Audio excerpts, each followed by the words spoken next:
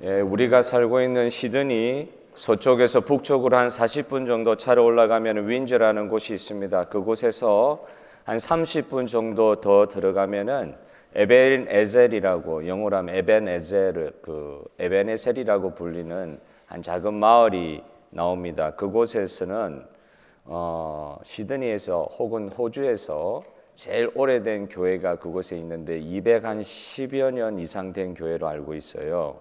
지금도 그 교회 예배로 모이고 있습니다. 그 교회 원래 세우신 분들이 호주에 텀벨이라는 총리가 있었다고 제가 들었어요. 텀벨 가문을 비롯한 8명의 식구들이 그 교회를 개척했다고 알려져 있습니다. 교회 청교도, 미국에 있는 청교도들처럼 교회를 지으면서 공동체를 형성했던 마을이 에벤에셀 마을이었죠. 교회 이름과 지역 이름을 그렇게 지은 이유에 대해서 어떤 분들이 한 200주년 기념 예배했다 하는 인터뷰를 들은 적이 있습니다. 이 죽음과 같은 초기 정착기에 하나님께서 여기까지 우리를 도우셨습니다. 그거 말고는 다른 이름이 생각이 나지 않았다는 것이죠. 하나님께서 여기까지 우리를 도우셨습니다. 그렇게 이야기할 수밖에 없는 체험들이 그 이민 초창기의 삶이었다고 이야기하는 걸 들었습니다. 에벤에셀이라는 이 기념비, 엄밀히 말하면 돌로 만든 기념비인데요. 이스라엘의 삶의 상처가 서려 있는 기념비를 말합니다. 블레셋과 이스라엘이 싸움할 때 이스라엘 백성들이 전쟁에서 이겨볼 거라고 복궤를 들고 나가도 무참하게 전쟁에서 패배하고 말지요. 거의 10,000명에 가까운 사람들이 죽어나가는 비참한 결과를 맞이하고 나서도 이스라엘 백성들은 정신을 차리지 못했습니다. 그렇게 어려운 가운데서 하나님의 영광이 이 잘못된 백성들, 하나님의 백성들이잖아요. 안 믿는 사람들이 아니라 하나님의 백성들이 자기들 전쟁에서 이길 거라고 복궤를 가지고 나갔다가 복궤도 빼앗기고 사람들도 너무 많이 죽어나가는 이런 비참한 상황 가운데 이스라엘 백성들이 스스로 일어날 수가 없는 거예요. 그런데도 하나님의 복궤가 적군의 손아귀에 들어가 있는 그 순간에서도 하나님께서는 스스로 영광을 취하시는 모습을 보여주십니다. 전쟁에서는 백성들이 무참하게 졌습니다. 그리고 복궤마저도 빼앗겨 버렸습니다. 그러나 하나님께서는 스스로 영광을 취하셔서 블레셋을 무찌르고 스스로 베세메스라는 그 소의 그 끄는 수레에 실려서 스스로 이스라엘로 돌아오시는 그 방법을 택하시는 거예요. 이스라엘 백성들이 가지고 올 수 없는 상황에서 아니요, 무참하게 패배하고 실패한 상황 가운데 하나님은 스스로 영광을 거두시는 우리 아버지 하나님을 찬양합니다. 사무엘이 이후에요, 미스바에서 회개 운동을 전개를 하지 않습니까? 그래서 그 순간에 하나님께서 은혜를 베푸시는 가운데 이스라엘 백성들이 하나님께 다시 돌아오는 그런 상황에서 세운 기념비 이름이 에벤에셀 기념비. 여기까지 하나님께서 우리를 도우셨습니다. 저와 여러분의 오늘 기념비적인 신앙의 고백이 되시는 이 아침이 되시기를 소원합니다. 하나님께서 여기까지 우리를 도우셨습니다. 우리의 연약한 믿음으로는 실패할 때가 얼마나 많습니까? 그러나 우리가 승리해서 하나님께서 승리하시는 게 아니라 우리가 실패하는 자리에서도 하나님은 스스로 승리하시는 하나님이신 줄 믿습니다. 그러므로 하나님은 우리의 찬양을 받으시기에 합당한 분이십니다. 우리의 힘으로 승리할 수 없는 세상에서 하나님이 스스로 영광을 스스로 거두시는 걸 보면서 우리가 또한 하나님께 찬양을 올릴 수 있는 것이죠. 하나님은 찬양받기에 합당하신 분이십니다. 미스바에서 그렇게 실패한 백성들이 그렇게 모든 걸 잃고 모였지만 하나님의 은혜로 자기 입으로 신앙 고백하면서 여기까지 하나님께서 우리를 도우셔서 다시 회복시켜 주셨네요. 하나님, 그렇게 할 때 하나님은 찬양을 스스로 영광을 거두어 주신 것입니다. 우리의 힘을 빌어서 돌아오시는 분이 하나님이 아니십니다. 하나님은 스스로 우리 가운데로 돌아오시는 분이십니다. 하나님은 스스로 존재하시고 스스로 일하시는 분이시기 때문에 우리의 찬양을 받으시기에 합당하신 창조주 여호와 하나님이십니다. 오늘 시편은 미스바 회개 부흥 그 역사, 에베네셀의 역사가 일어나고 난 뒤 조금 시간이 지나서 이제 사울의 가문이 점점 쇠락해져 가고 다윗이 하나님의 은혜로 왕권으로 자리 잡아가는 그 가운데 일어난 사건을 배경으로 하고 있는 시편입니다. 다윗이 기럇 여아림, 이 하나님의 법궤가 돌아오기는 돌아와도 그 법궤를 모실 만한 장소로 아직 정하지는 못하고 더군다나 예루살렘 수도로 모시지 못하는 상황에서 기럇 여아림이라는 그 시골 동네에 하나님의 임재의 법궤가 있는 그때 아비나답의 집에 있었다 그래요. 그 아비나답의 집에 있는 그 법궤를 옮기려 하는, 다윗이 왕이 되고 나서 제일 먼저 한 일이 뭐냐면 법궤를 하나님의 도성 시온성 예루살렘으로 옮겨야 되겠다, 그런 마음을 주신 거예요. 그렇게 법궤를 옮기는 동안에 참 일어나지 않아야 될 일이 일어난 거죠. 우사라는 사람이 이 덜컹거리는 수레로 법궤를 옮기는 바람에 덜컹거려서 법궤가 이렇게 떨어지려고 하는 걸 손으로 잡았는데 그 즉시 즉사하는 안타까운 일이 벌어졌잖아요.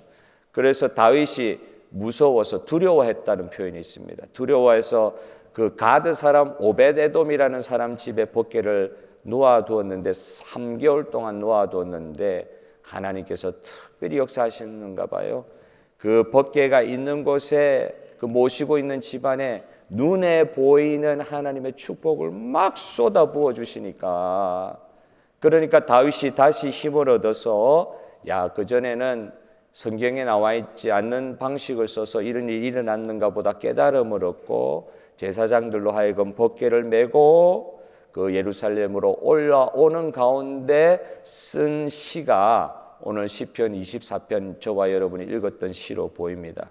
하나님의 임재의 상징인 법궤가 예루살렘으로 입성하는 감격적인 장면, 여러 시편이 있는데 150개의 시편이 있는데 그 중에서도 정말 이렇게 감격적인 찬양을 참 보기 힘들 정도로 너무너무 특별하게 감격적인 찬양을 오늘 시편 24편을 통해서 우리가 보게 됩니다. 세 부분으로 나누어져 있는데요. 오늘 내용은 첫 번째, 하나님은 찬양받기에 합당하신 창조주 하나님이심을 먼저 말씀하고, 두 번째, 그 하나님이 계시는 곳에 올라갈 수 있는 예배자는 어떤 자격을 갖춘 사람들이 되어야 할 것인가, 예배자의 자격에 대해서 이야기하고, 마지막으로 왕이신 하나님을 진정으로 높이는 예배의 방식, 진정으로 하나님을 높이는 예배가 어떤 것이냐에 대해서 오늘 시편은 묘사하고 있습니다. 첫 번째, 여러분 우리가 첫 번째 기억해야 될 거, 오늘 본문에서 하나님은 우리의 찬양과 예배를 받기에 합당하신 분이시다. 그걸 우리가 오늘 기억해야 되겠다. 다 아는 것 같지만 그렇지 않다는 거예요. 지금 저와 여러분의 예배를 받으시는 하나님은 우리의 찬양과 예배를 받기에 지극히 합당하신 분이십니다. 다윗은 사무엘하 23장에서 자신의 유언과 같은 말을 남기지요. 이새의 아들 다윗이 말하며 높이 세워진 자, 자기 자신을 두고 이렇게 이야기하는 거예요. 높이 세워진 자, 야곱의 하나님께로부터 기름 부음 받은 자, 이스라엘의 노래 잘하는 자가 말하노라. 이새의 막내 아들 목동이었던 다윗이 높이 세워졌다고 이야기하면서 자신이 왕이라고 자기 자신에 대해서 이야기하는 거예요. 어떻게 보면 이 말은 좀 교만하게 들릴 수도 있을 것 같아요. 아이고, 자기를 높이는 말을 하네 하고 바깥에서 듣는 사람 입장에서는 좀 교만하다 이야기할 수도 있을지 모르겠지만, 그런데 그런 것이 아닌 것 같아요. 하나님이 목동인 다윗을 높이셔서 이 자리에까지 오게 하셨다는 그 사실에 대해서 지금 이야기하고 있는 거거든요. 목동이 기름 부음 받고 이스라엘의 왕이 된 이 기적과 같은 사실을 사람들 앞에 선포하면서 자기 자랑이 아니라 나를 이렇게까지 인도하신 아버지 하나님이 위대하시다, 이걸 지금 선포하고 싶은 거예요. 블레셋에 패하였던 이스라엘 백성들처럼 소망이 없었던 나였는데, 그런데 하나님께서 이렇게 지금 이 순간까지 여기까지 오게 하시고 세워주시고 에베네셀, 그렇게 신앙 고백할 수 있도록 만들어 주셨습니다. 다윗은 자신을 이렇게까지 높이시고 사용하시면서 자신의 가문을 이렇게까지 복 주신 하나님을 진정으로 찬양하고 싶은 거예요. 자기 자신의 자랑을 하는 것이 아니라 이 못난 나를 통하여 역사하신 하나님을 자랑하고 싶었던 것입니다. 자신과 영원한 언약을 맺으시고 복 주신 분이 하나님이시다. 오늘 말씀 1, 2절의 말씀처럼 땅과 거기에 충만한 것과 세계와 그 가운데 사는 자들은 다 여호와의 소유니라. 여호와께서 그 터를 바다 위에 세우시며 강들 위에 건설하셨다 하는 사실을, 자기를 구원하여 주시고 자기를 왕으로 세워주신 하나님이 또한 자기의 구세주인과 자기의 창조주인과 동시에 온 만물의 주인 되심을 선포하고 있는 것입니다. 자기와 언약을 맺으신 자기만의 하나님이 아니라 자기가 믿는 하나님이 온 세계의 주인 되신 하나님인 걸 이 세상 가운데 선포하고 싶은 거예요. 다른 사람이 듣든지 말든지. 여러분, 복음의 성격이 그런 것입니다.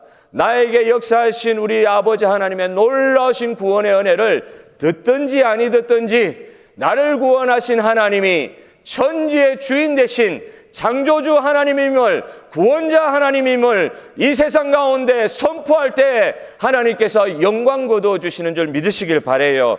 안 들어도 선포하는 것입니다. 안 들어도 선포하는 거예요. 그럴 때 하나님께서 영광을 거두어 주시는 거예요. 민주주의 나라에서 주권이 어디 있다고 그럽니까? 주권은 국민에게 있습니다. 아무리 대통령이 잘난 척하고 까불다가는요, 탄핵도 당하는 거예요. 쫓겨나가기도 하는 거예요. 대통령이 자기가 최고 권세자라고 설 수 있는 나라가 민주주의 나라가 아닙니다. 모든 권력은 국민으로부터 나온다고 그래서 가르치고 때마다 선거 제도에 따라서 통치자들을 세우는 거 아닙니까? 그러면 하나님의 나라, 하나님의 백성들에게 있어서 주권은 어디에 있습니까? 우리에게 있습니까? 여러분, 주권은 하나님께 있는 줄 믿으시기를 바랍니다. 오늘 이걸 선포하셔야 돼요. 이걸 선포하셔야 돼요. 호주 초창기 정착민들이 그랬듯이, 회개한 이스라엘 백성들이 그렇게 이야기했듯이 자신들의 삶에서 우리를 여기까지 은혜 가운데 인도하신 하나님이 없으셨으면 나는 이 자리에 있을 수가 없습니다. 하나님이 나를 이 자리까지 인도해 주셨습니다. 그 믿음의 고백을 하게 되는 것, 그걸 하나님께서 예배 가운데, 찬양 가운데 받으시기를 원하시는 거예요. 너가 이렇게 된 것이 너 힘으로. 내가 정말 혀가 빠지게 이런 말이 있습니까? 정말 고생하면서 그렇게 산전수전 다 겪으면서 이 자리까지 왔습니다. 그걸 하나님 앞에 감사할 수도 있는데 그건 좀 부족해요. 그래가지고 안 된다고요. 나를 이 자리까지 있게 하신 분은 하나님이십니다. 오늘 찬양하며 예배하는 저와 여러분이 되시기를 주님의 이름으로 축복합니다. 하나님이 정말 우리 삶의 모든 것 되십니까? 저와 여러분의 삶의 모든 것 되심을 이 예배 가운데, 세상 가운데 찬양으로 선포해야 된다는 것입니다. 하나님 말씀을 통해서 이 사실을 다윗은 알았겠지요. 그 전에 구약 말씀 구전으로 전해오는 구약의 말씀을 통해서 다윗이 깨닫게 되는 부분이 있었겠지요.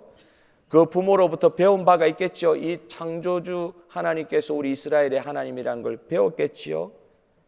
그런데 그 말씀을 통해서 배운 것만으로 이런 고백을 할 수 있을까요? 그와 동시에 어떤 계기가 있었겠습니까? 그에게 하나님께서 다윗 자신을 지금까지 도우셨다고 하는 개인적인 신앙의 확신과 체험이 없으면은 이런 고백은 그냥 지식적으로 알아서 이야기하는 그런 고백은 무의미하다.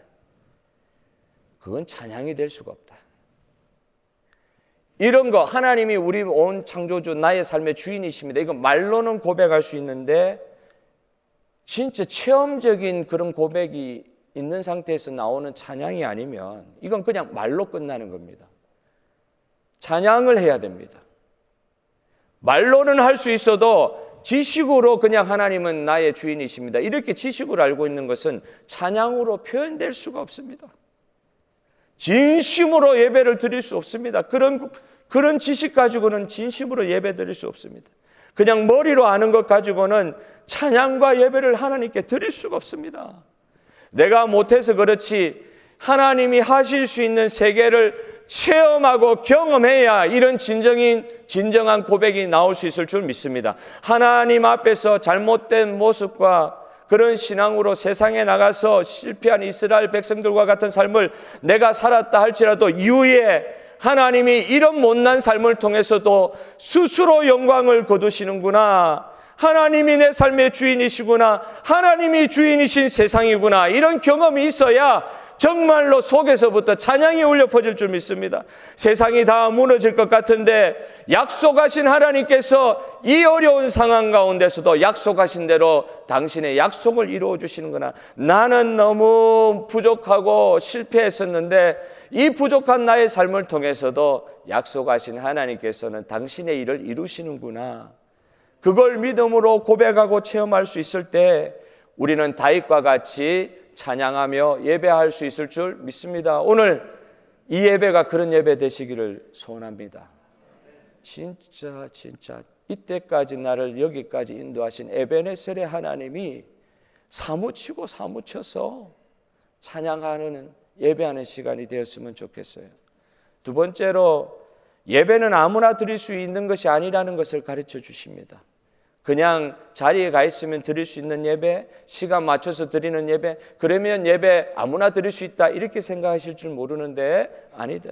오늘 시편 말씀을 보면 예배는 아무나 드릴 수 있는 것이 아니다. 창조주 하나님께 예배를 드리고 찬양을 드린다고 할 때 이건 아무나 드릴 수 있는 것이 아니라는 것을 오늘 말씀이 선포하고 계세요. 3절에 여호와의 산에 오를 자가 누구이며 그 거룩한 곳에 설 자가 누구냐, 이 말씀을 하고 있죠. 이 말은 시온산 예배, 예루살렘 법궤가 옮겨지는 그 자리에 가서 하나님 앞에 엎드려서 예배할 수 있는 사람이 누구냐, 이 말입니다. 하나님께 진정으로 예배할 수 있는 사람이 누구냐? 다윗이 이런 스스로의 질문에 대해서 스스로 답을 하고 있어요. 아무나 예배할 수 없다고 이야기하고 있어요. 어떤 사람이 예배할 수 있느냐? 곧 손이 깨끗하며, 따라하겠습니다. 손이 깨끗하며 마음이 청결하며 뜻을 허탄한 데 두지 아니하며 거짓 맹세하지 아니하는 자리다. 거짓 맹세하지 아니하는 자다. 이 네 가지의 이 예배자의 자격에 대해서 이야기를 하고 있어요. 앞에 사무엘하 23장에 다윗의 유언과 같은 말씀이 있다고 그랬는데 그 말씀에 보면 사람을 공의로 다스리는 자, 이 자기 자신을 이야기해요. 하나님께서 자기 자신을 이렇게 불러주신다는 거예요. 왕으로 세우셨는데 어떤 왕이냐? 사람들을 공의로 다스리는 자로 나를 세워주셨다.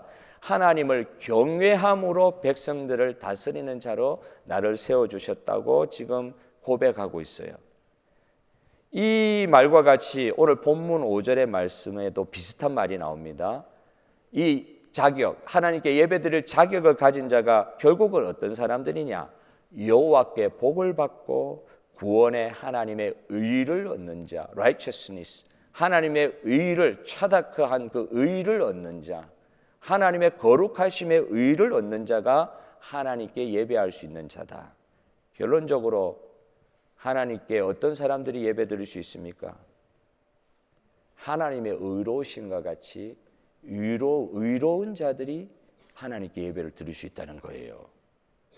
그러면 인간들이 어떻게 의로운 하나님께 의롭게 예배를 드릴 수가 있습니까?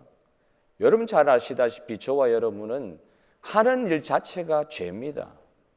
우린 죄인이에요. 그런데 어떻게 의로우신 하나님과 같이 되어서 의로운 예배를 아버지 하나님께 드릴 수 있다는 말입니까? 여러분, 이게 우리 힘으로 가능한 것이겠습니까? 내가 선택해서 예배 자리에 나와서 내가 마음이 생겨서 예배 드릴 수 있다고 할 때 그때 예배 드린다고요? 그런 거 있을 수 없다. 구약에도 분명히 말씀하고 있습니다.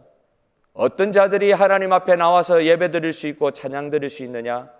허물에 사함을 받고 그 죄의 가리움을 받은 자, 시편 32편 1절의 말씀처럼 자기 허물에 죄악의 사함을 받고 그 죄의 가리움을 받은 자들이 하나님을 찬양할 수 있다. 다윗이 죄가 없던 사람이었습니까? 예루살렘에서 지금 벗게 들어오는 자리에서 하나님 앞에 영광의 예배를 드리는 그 다윗이 죄가 없어서 그렇게 예배 드렸습니까? 허물이 없었습니까? 아니요. 우리와 성정이 똑같은 사람이었습니다. 그런데 그가 의로운 하나님 앞에 예배자로 설 수 있었던 이유는 구약으로 말씀드리면 하나님과의 언약의 관계, 이 죄인 가운데 먼저 찾아오셔서 너는 내 백성이다, 내 아들이다, 내 딸이다. 스스로 하나님께서 나와, 나는 아무 생각이 없는데도 먼저 찾아와 주셨습니다. 하나님께서 저와 여러분을 먼저 찾아와 주셨기 때문에 이 자리에 예배하는 자로 있을 수 있는 겁니다. 할렐루야. 하나님이 먼저 찾아와 주셨어요. 나는 아무 생각도 없고 아무 준비도 안 되어 있는 가운데 하나님이 먼저 찾아와 주셔서 아브라함과 다윗을 먼저 찾아와 주셔서 언약을 맺어 주신 거예요. 그래서 하나님 앞에 예배자로 설 수 있었던 것입니다. 하나님의 은혜의 언약으로 말미암아 죄의 가리움을 받고 하나님을 예배하는 자리에 지금 다윗이 설 수 있었던 것입니다. 오늘 저와 여러분은 하나님 앞에 죄인됨을 이 시간에도 고백했지요. 우리의 죄를 회개하면서 하나님 앞에 나왔습니다. 예배의 첫 부분에 우리가 이 자백하고 회개하는 기도를 넣은 이유가 있는 거예요. 죄인으로서는 하나님 앞에 예배 드릴 수 없습니다. 그런데 그냥 우리의 원함으로 기도한다고 죄의 문제가 해결되느냐? 그럴 수는 없죠. 우리가 누구의 이름으로 오늘 이 아침에 기도를 했습니까? 어떻게 기도를 했습니까? 자백과 회개 기도를 들 때 누구의 이름으로 기도했습니까? 우리 주 예수 그리스도의 이름으로 기도하여 하나님께서 이 모든 죄의 권세로부터 우리를 자유케 하신 아버지 하나님 은혜를 찬양합니다. 주님의 이름으로 기도할 수 있는 자리에 서게 하여 주신 이 자리가 하나님께서 거룩하신 하나님께서 의로운 자들을 통해서 예배 받으시는 자리다. 우리의 죄를 먹고 마시는 예배가 되지 않도록 예수 그리스도께서 만들어 주신 거예요. 예수 그리스도의 의로우심으로 깨끗해지고 거룩한 예복으로 예수님의 보혈로 옷을 입고 이 예배의 자리에 나오게 된 것입니다. 예배는 아무나 드릴 수 있는 것이 아닙니다. 예배의 특권이 예수님을 통해 우리에게 주어진 것에 대해서 감사하시기를 바랍니다. 하나님을 예배하는 이 예배 공동체 시드니 중앙 장로교회 성도들의 예배의 자리가 우리 거룩한 하나님이 임재하시는 지성소 여호와의 산이 되게 하심을 찬양합니다. 엘리야가 만난 하나님 이 자리에서 만나실 줄 믿습니다.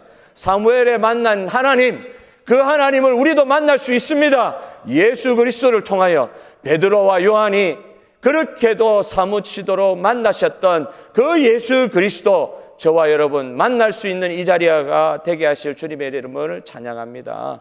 마지막으로 여러분 어떻게 예배를 드려야 하는지에 관한 것을 오늘 말씀하고 있어요.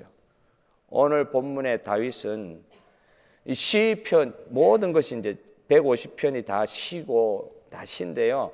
이 참 시적인 표현이 이 정도까지 된 표현들을 제가 많이 못 봤어요. 조금 이스라엘의 시가 우리 한국 시하고 조금 달라가지고 이런 의인화라든지 상징화된 이런 표현들을 많이 본 적이 없어요. 그런데 이 시편 24편의 이 시적인 표현들을 보면 좀 놀라울 정도입니다. 문들아 너희 머리를 들지어다. 문들의 머리가 있습니까 없습니까? 여러분 저 말을 좀 들어주시길 바랍니다. 문들의 머리가 있습니까 없습니까? 문들의 머리가 없지요. 그런데 문들에게 머리를 들으라. 이런 표현들 보기 힘든 표현이에요. 히브리어에. 문들아 머리를 들으라. 영광의 왕이 들어가시기 때문에 문들아 머리를 들으라. 다윗이 그때 자기 안에 속옷을 안 입었기 때문에 그 안에 하체가 다 보이는 채로 그냥 남이 보들지 말든지 여기 중요한 표현이 있거든요. 여호와 앞에서 춤추니라 예배하니라 이런 표현이 있습니다. 여호와 앞에서 춤을 췄다. 여호와 앞에서 예배드렸다. 문들이 그냥 물건인 것 같아도 지금 이 예배드리는 다윗의 눈에는요 이 모든 게 살아있는 거예요. 문들아 다른 말로 하면 문을 활짝 열어라. 누가 들어가신다고요? 왕이 들어가시는데 문이 닫혀 있으면 되느냐? 왕이 가는 길에 문이 닫혀 있으면 그건 반역이에요. 왕 못 들어게 하는 도시는 반역하는 도시예요. 문이 닫혀 있으면 그건 왕 앞에 문이 닫혀 있으면 그건 왕을 왕으로 대접하는 거 아니라는 말이죠. 문들아 문을 활짝 열어라. 왕이 들어가려고 하는 곳에 문이 닫혀 있으면 안 된다는 말씀입니다. 문은 항상 왕 앞에서 열려 있어야 된다. 다윗이 법궤를 시온성 예루살렘에 옮겨갈 때 아까 말씀드린 대로 불상사가 일어났죠. 법궤를 잡았던 우사가 바로 즉사하는 그런 안타까운 일이 일어났습니다. 사무엘하 6장 9절에 다윗이 그날에 우사가 죽던 날에 법궤를 손을 대자마자 죽은 그날에 다윗이 그날에 어떤 했느냐? 여호와를 두려워하였다는 표현이 있어요. 하나님을 법궤를 모시는 영광스러운 자리에서 사람이 죽어나가니까 이해가 안 되기도 하고 너무너무 두려웠던 거예요. 자기도 죽을 것 같았던 것 같아요. 그걸 예루살렘에 옮기지 못하고 그 법궤가 옮겨가는 오베네돔이라는 가드 사람의 집에 잠깐 놔두었는데 그 석 달 동안 하나님께서 눈에 보이는 표징과 같은 복을 쏟아부어 주심으로 여러분 여호와의 임재가 있는 곳에 하나님의 쏟아부어 주시는 복이 있는 줄 믿습니다. 그리고 그걸 보고 나서 두려웠던 마음에 자신감을 가지게 되고 용기를 얻어서 기쁨으로 그 뒤에 보면 기쁨으로 법궤를 다윗성으로 옮겼다는 표현이 있습니다. 그 깨닫게 된 것이죠. 법궤를 수레로 모시면 되는 게 아니구나. 이 성경에 나와 있는 대로 제사장들이 자기 어깨에 메고 법궤를 모셔야 되는 거구나. 하나님의 말씀대로 해야 되는 거구나. 내가 하나님을 기쁘시게 하는 일도 하나님의 말씀대로 해야 하나님이 진정으로 기뻐하십니다. 우리 생각대로 하는 거 아무리 열심을 내어도 이렇게 우사와 같은 일들이 벌어질 수도 있는 거예요. 하나님의 방식대로 하나님이 원하시는 대로 그렇게 순종할 때에 하나님 진정으로 기뻐하시고 예배를 받으신다는 것이죠. 하나님께 드리는 우리의 삶의 예배도 하나님의 말씀에 대한 순종으로 나타나게 하여 주시옵소서. 내 방식대로 바꾸어서 드리지 않고 아무리 좋은 의도라도 우사처럼 말씀에 근거하여 섬기는 그런 섬김이 아닌 것 되지 않도록 빨리빨리 옮긴다고 수레로 옮기지 않도록 우리 주님이 원하시는 방식대로 순종하며 주님께 예배하는 우리의 삶의 예배 되게 하여 주시옵소서. 저와 여러분의 예배 지금 어떠십니까? 혹시 정말 원치 않는 상황이지만 우사가 죽는 것과 같은 그 두려운 상황도 있을 수 있잖아요. 우리 삶에 하나님 믿는다고 살기는 열심히 살았는데 우리 인생의 한순간에 참 원치 않는 두려움이 막 몰려오는 것입니다. 두려움이. 하나님 위해서 한번 잘 살아보고 싶었는데 아무리 열심히 해도 우사가 죽는 것과 같은 상황이 생길 수가 있거든요. 그런 상황을 맞닥뜨리면서 두려움이 막 몰려오는 거예요. 그래서 분명히 법궤는 예루살렘 성에 모셔야 되는데 그까지 법궤를 모셔가지를 못하는 거예요. 인생의 어느 한 시점에 그 가는 노중에 남의 집, 오베네돔의 집, 남의 집에다 가드 사람이라고 할 때 이스라엘 사람인지 아닌지도 잘 모르겠어요. 남의 집 앞에 법궤 손대는 것 때문에 죽는 상황을 보면서 너무너무 두려운 마음이 몰려와가지고 예루살렘 성으로 법궤를 끝까지 모셔가서 그곳에서 예배를 드려야 되는데 모셔오지 못하고 남의 집에 그냥 모셔두고 있는 두려움에 우리가 사로잡힐 수도 있잖아요. 우리가 끝까지 가서 그곳에서 예배를 드려야 되는데 가다가 두려움이 몰려왔어요. 그래서 예배 드리는 거 잠시 중단하는 거예요. 믿음의 자유와 기쁨으로 나아가야 되는데 어느 순간 두려움이 밀려왔어요. 회의가 밀려왔어요. 불신이 밀려왔어요. 그거는 또 더 정반대로 어떨 때는 하나님이 눈에 보이지 않으니까 너무나도 경망하게 너무나도 가볍게 내가 선택하는 예배 그런 식의 예배를 드리는 그런 모습들이 우리에게는 없는가? 이걸 어떤 학자는 이렇게까지 이야기하더라고요. 예배는 예배인데 어떤 예배가 있을 수 있느냐? 솔직히 말하면 그 학자가 이야기하던 게 이렇습니다. 솔직히 말하면 예배는 예배인데 자기를 예배하는 일이 있을 수 있고 하나님을 예배하는 일이 있을 수 있는데 이건 너무나도 다른 것이다. 예배는 예배인데 자기를 예배하는 경우들이 있을 수 있다는 거예요. 여러분, 예배는 하나님 앞에 올려드리는 예배여야 될 줄로 믿습니다. 환경에 따라서 예배의 자세가 바뀌는 거 안 된다. 슬플 때도 어려울 때도 진짜 사람이 죽어나가는 것과 같은 어려움 속에서도 약속의 신실하신 아버지 하나님 계실 곳 시온성을 바라보면서 그리고 시온성에 도달하기 위하여 끊임없는 예배의 걸음들을 걸어가야 될 것에 대해서 우리에게 말씀해 주고 있습니다. 진정으로 우리 자신의 슬픔과 어려움과 두려움의 메인은 그래서 하나님 앞에 올려야 드리는 예배를 드리지 못하는 그런 상태에 머물지 마시고 시온성에 다다를 때까지 뚜벅뚜벅 걸어가서 진정으로 하나님 앞에 예배 드릴 수 있는 저와 여러분 되시기를 주님의 이름으로 축복합니다. 다윗은 사무엘하 6장 14절에 이렇게 이 장면, 이 시편을 낭송하면서 찬양하면서 이렇게 자기 자신을 표현하고 있어요. 여호와 앞에서 힘을 다하여 춤을 추었다. 다윗이 지은 시편 23편 여러분 잘 아시죠? 이 구절을 수천 번을 읽었던 어느 유명한 목사님이 그렇게 시편 23편을 읽었는데도 이 단어를 내가 이때까지 발견을 못했었다. 그 단어가 무슨 단어냐?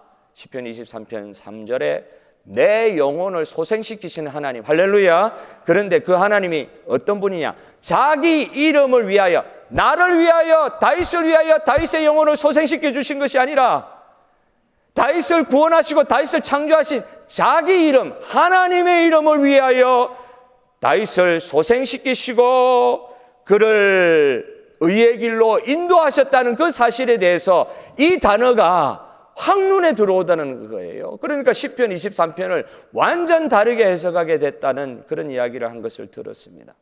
수천 번 읽어도 내 영혼을 소생시키는 아버지 하나님 감사합니다, 이 정도 생각을 했었는데 내 영혼이 소생된 것 자체에 대해서 기쁨이 있었는데 그 정도가 그걸로 끝나는 게 아니라 이런 일이 왜 일어나느냐?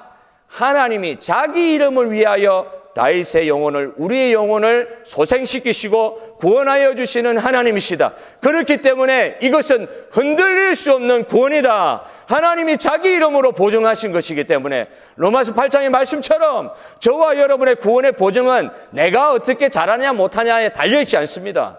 우리 하나님이 보증하신 거예요. 그래서 확실하신 거예요. 그래서 찬양할 수 없는 중에 찬양받으실 수 있는 분이 하나님이십니다. 할렐루야. 찬양할 기분이 안 들죠. 두려워서 전혀 찬양할 수가 없어요. 더 이상 진행할 수 없을 것 같아요. 예배 드릴 수 없을 것 같아요. 나로 보면은 죄악 가운데 주님 앞에 나아가지 못할 것 같아요. 그런데 그거 생각하면 정말 내 가운데 내가 드리는 예배자인 내가 드리는 예배의 그 좋고 나쁨이 갈라지는데 이게 아니더라. 다윗이 발견한 예배는 그게 아니더라. 나를 회복시키시고 소생시키시고 구원하여 주신 하나님이 자기 이름을 위하여 일을 행하셨기 때문에 우리는 어떤 상황 가운데서도 우리에게 구원을 베푸신 하나님을 예배할 수 있다고 선포할 수 있는 것입니다. 오늘 이 자리가 그런 자리가 되셨으면 좋겠어요.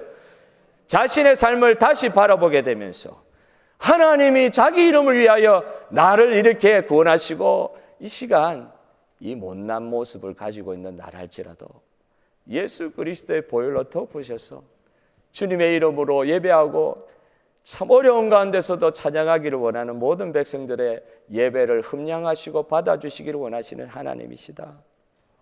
그 생각을 하니까, 그 생각을 하게 되니까 자기의 상황은요, 뭐 그냥 기쁠 때 그냥 순간 기쁘고 기분 좋을 때 막 춤을 추는 게 우리의 실제적인 현상이지만, 그리고 또 이때는 정말 다윗이 기쁠 때예요. 즉위식이잖아요. 자기 즉위식에 대해서 이야기하지 않습니다. 하나님의 법궤가 자기가 다스리게 될 이스라엘의 수도 예루살렘으로 들어오는 걸 보면서 사물이 문들에게까지 외치면서 문들아 머리를 들어라, 문들아 활짝 열려라, 나를 구원하신 우리 하나님께서 들어가신다. 이 세상의 창조주이신 하나님께서 들어가신다. 모든 문들아 문을 열어라. 여호와 앞에서, 여기서도 똑같이 여호와 앞에서 춤을 춘 거예요. 하나님이 자기의 이름을 위하여 나를 구원하신 것에 대한 감격이, 하나님께 대한 감격이 여호와 앞에서 표현되다 보니까 사람의 눈을 의식하지 않는 거예요. 사람의 눈을 의식하지 않는 거예요. 여러분, 요즘에 저는 소리가 같습니다. 조금 다시 회복되게 하실 주님을 믿고 기도 이제 하기로 했습니다. 그런데 제가 소리가 커진 이유가 있어요. 언제 소리가 커진지, 제가 개척교회 섬길 때 2명, 3명 앉아 계신 거예요. 수요 예배. 어떨 때는 한 분. 그런데 찬양 인도를 한 30분 해야 되는 거예요. 그 찬양 인도를 하다 보면 처음에는 아무도 소리가 안 나죠. 사람도 없는 데다가 한두 명, 2명 앉아 계실 때는 옆에 계신 분 눈치 보기 때문에 소리 더 안 냅니다. 립싱크를 하시지. 찬양을 하다 보니까 제가요, 한 30분은 거의 혼자서 찬양하는 거잖아요. 피아노 반주 없이. 그때 막 이 안에서부터 이게 터져 나오는 거예요. 상황은 서럽죠. 눈물 날 수 있는 그런 상황이죠. 한 3년을 그렇게 해보세요, 여러분. 남의 이야기니까 지금 감동이 전혀 없습니다. 남의 이야기니까 3년을 그렇게 해보세요. 속에서부터 올라옵니다. 찬양하면서. 얼마나 고래고래 소리를 지르는지 모릅니다. 원래 저는 다른 사람 민폐하는 거 별로 안 좋아하기 때문에 제가 원래 어릴 때 교회 잘할 때는 립싱크 수준이었어요. 립싱크. 점잖게 찬양했어요. 근데 그때 그 상황은 찬양할 상황이 아닌지 몰라도 제 속에서부터는 너무 하나님께 이렇게 저에게 이렇게 예배 드릴 수 있는 특권을 주시고 찬양케 하신 게 너무 감사했던가 봐요. 소리에서부터, 이 밑에서부터 이렇게 소리가 올라오는데 그때 제가 배에서 나는 소리가 뭔지 알게 됐어요. 여러분, 하나님을 찬양할 수 있는 거 아무나 드리는 거, 하나님을 예배할 수 있는 거 아무나 드리는 거 아닙니다. 하나님께서 저와 여러분을 이 자리까지 불러주셔서 자기 의를 위하여, 자기 의 때문에, 우리가 잘나서 그런 게 아니라, 또 그 하나님을 생각하니까 다윗은요, 자기 하체 보이는 거 그런 거 생각하지도 않고 하나님 앞에서 춤을 췄다고 이야기하고 있어요.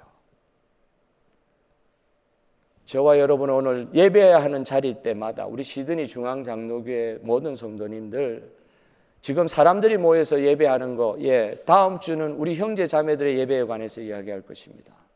오늘은 수직적으로 하나님 앞에 예배드리는 이 자리에 대해서 우리가 나누었는데, 정말 우리 살아계신 아버지 하나님, 에베네셀, 여기까지 하나님께서 우리를 도우셨습니다.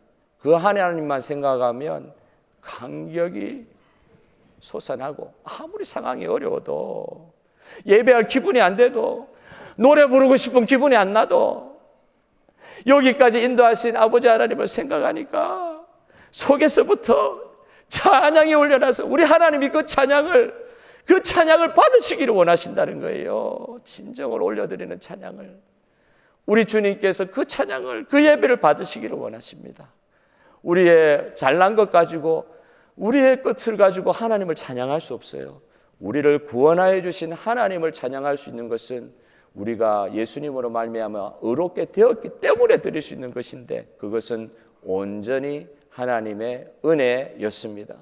저와 여러분이 오늘 이 나를 구원하신 하나님, 내가 세상에 무슨 짓 하며 살아가도 세상은 반응 안 할 뿐 아니라, 사실 하나님 버리셔도 하나님은 주권자이시기 때문에 전혀 하나님 걸 이길 것이 없으신 분이신데도 저와 여러분을 이렇게까지 부르셔서, 죄를 이번 주간에도 많이 지었음에도 불구하고 예수의 피로 가리워 주시고 오늘도 의로운 자의 예배를 받으시기에 기뻐하시는 하나님 앞에 다윗과 같이 하나님 앞에서 춤을 추며 감격하며 예배하는 예배가 주님 오실 때까지 이어지는 시드니 중앙장로교회 예배되게 하여 주실 주님을 찬양합니다. 모든 성도들 예배드릴 때마다 이 은혜를 체험하게 하여 주시옵소서. 하나님 앞에서 예배드리게 하여 주시옵소서.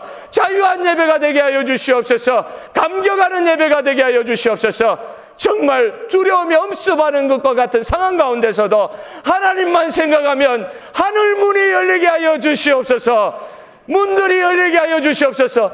마음 문이 열리는 예배가 되게 하여 주시옵소서. 기도하고 우리 또 헤세드 팀에서 나와서 찬양하도록 하겠습니다. 하나님 아버지, 우리의 예배를 받아 주시옵소서. 하늘 문을 열어 주셔서 우리의 예배를 받아 주시옵소서. 주님, 오늘 우리의 예배 가운데 임재하시고 베풀기로 약속하신 모든 풍성한 은혜로 주의 백성들을 덮어 주시옵소서. 예수님의 이름으로 기도하옵나이다. 아멘.